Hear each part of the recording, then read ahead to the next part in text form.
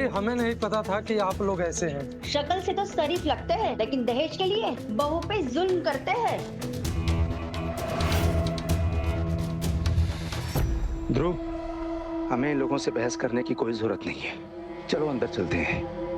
अमीर घर की बेटी इसलिए लेकर आए थे ना, ताकि उससे मोटा दहेज निकलवा सको। हाँ, हमें तो लगा था कि पिछले कुछ महीनों से ध्रुव अच्छी खासी कमाई करने लगा है, पर सच बात तो ये थी कि बहू के मायके के पैसों पे ऐश की जा रही थी। अरे इसकी बस की बात थोड़ी है इतनी कमाई करना, ज्यादा पढ़ा लिखा भी तो नहीं है। पहले तो बहन की कमाई खाता था, शादी के बाद बीवी की।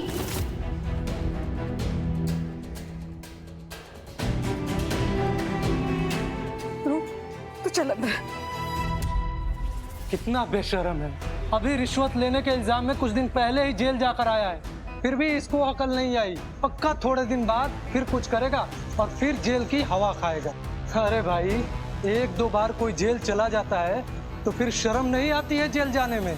मानना पड़ेगा अनुराधा तुम्हें, तुम तो हम सबसे समझदार निकली। भाई आटा साटा की शादी में अपनी बेटी को अमीर घर में सेट कर दिया और वहाँ से अमीर परिवार की बहू ले आई, ताकि चारों तरफ से सिर्फ नोटों की बारिश होती रहे।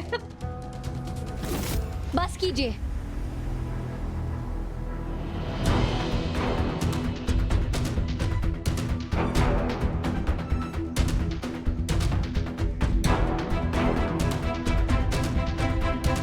ये क्या बदतमीजी है?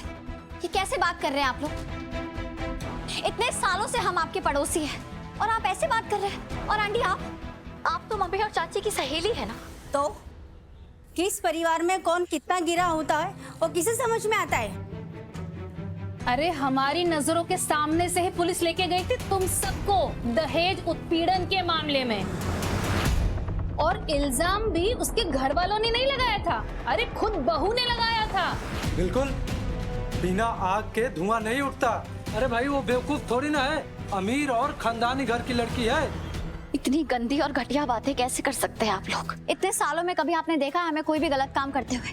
और आंटी, आप और मम्मी तो एक साथ शादी करके इस मोहल्ले में आए थे। आपको लगता है कि मेरी मम्मी अपनी बहू को दहेज के लिए परेशान करेगी? इतने सालों में आप इतना ही समझ पाई है क्या मेरी मम्मी को?